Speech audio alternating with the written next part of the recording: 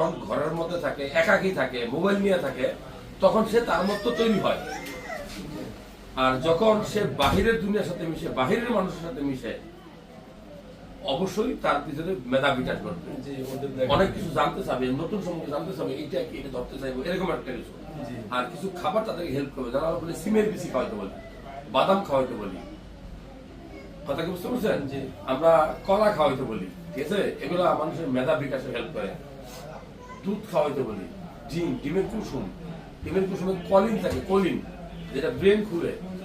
Brain তো আল্লাহ দিবে, তারপরেও তো উসিলা খুঁজতে হইব নাকি, খাইতে তো হইব। ওরে মিক্স সবজি খাওয়াবেন, অনেকগুলো সবজি একসাথে দিয়ে, ডাল দিয়ে জকা খিচুড়ি তৈরি খাওয়াবেন।